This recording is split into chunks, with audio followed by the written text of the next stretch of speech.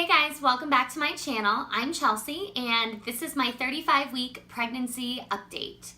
This week our little girl is measuring about 19 to 20 inches long and around 5.5 pounds according to the What to Expect app, which is about the size of a honeydew melon, which last week she was a pineapple and I got a smaller pineapple because I saw that this week was a honeydew melon, but I feel like the pineapple was bigger, but the melon is heavier. This is probably a 10-pound melon, so I don't think it's exactly accurate, but I guess size-wise, my belly feels about this size or bigger, so I guess it makes sense.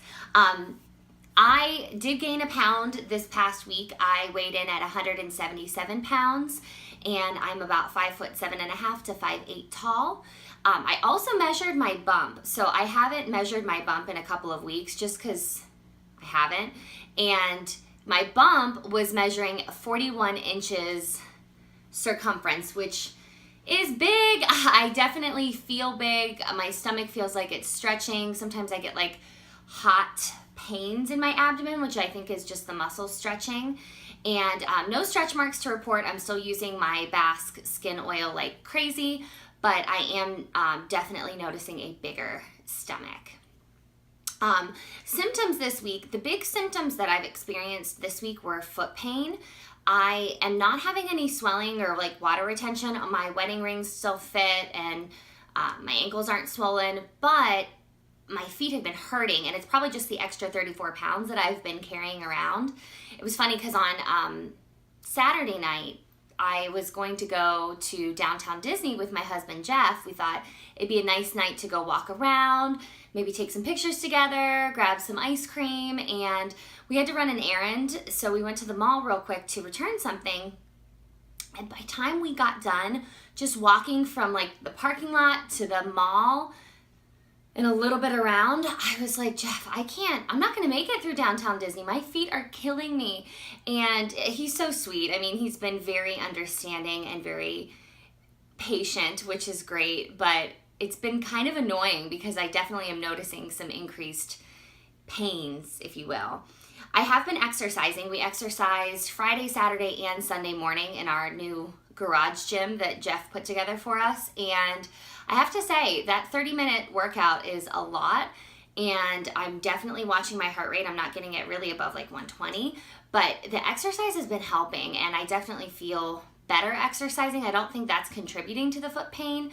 I think it's just the extra weight, but I'm just trying to stay active. I have done a lot of reading that if you are exercising, it helps with labor, and so now that we are at the final 4.5 weeks before we get to meet our little girl and I get to go into labor, I really want to make sure that I am as prepared as possible. The other symptoms this week that aren't really new but have come back is the heartburn. I've had heartburn throughout the bulk of the pregnancy, but it has been on a whole different level of intensity, so much so that I've actually taken some Pepcid, which up until now I've really managed with apple cider vinegar, applesauce, apple juice, and drinking a lot of water and sometimes taking Tums, but I needed something a little bit stronger. So I did take Pepcid because my throat felt like it was literally on fire. So any of you mommies out there watching this know exactly what I'm talking about. That pregnancy heartburn is no joke. The cool thing about our baby this week that has been last week as well, I mentioned last week that it was kind of the week of body parts. But this week, it's cool. I feel her all on one side completely, but I keep feeling her butt. It has to be her butt because it feels kind of just hard and round and like a little, like fits right in my hand. But her butt is just right up under my rib cage on my right side. And so that's where I feel the most motion. That's where I see like little waves if she's trying to adjust her position. Most of the apps say that there's not a whole lot of wiggle room in there for that baby anymore, so they're not really flipping and flopping around. So I think she's just kind of camped out in a comfortable position. This week, I have definitely been nesting a lot. I have absolutely washed every single thing that Everly is going to be in contact with. I'm finishing up with the Halo bassinet. We just got her Halo bassinet in this week, and I was washing her mattress pad and bedding. And I washed all of her baby towels and all of her burp rags and bibs and her baby outfits. So our house smells like Dreft on a whole different level, but it is crunch time. So I'm kind of an over preparer, and I don't know how I'm going to feel, how exhausted I'm going to be with a newborn. And so I just wanted everything to be washed and clean and ready to use. So while I have the energy and while I'm still sleeping a good 8 hours a night and feeling rested, I am making sure to get as much done as possible. I also packed our hospital bag, which now that I've packed it, I don't feel like unpacking it for a hospital bag video, but I might. And I packed her bag too. So I did get a baby backpack for her diaper bag, and that's what I'm going to use as Everly's hospital bag. So that is also packed as well. We're doing some final touches in the nursery, and I definitely want to do a little nursery tour. I mean, I love watching nursery tours on YouTube of other moms' ideas and stuff, and it's given me so much inspiration. So we are going to be doing some final touches, just really hanging some pictures because the walls are pretty bare in here, but everything else is pretty much set up. So that's been our project this past week. Coming up tomorrow is actually our last of the baby classes.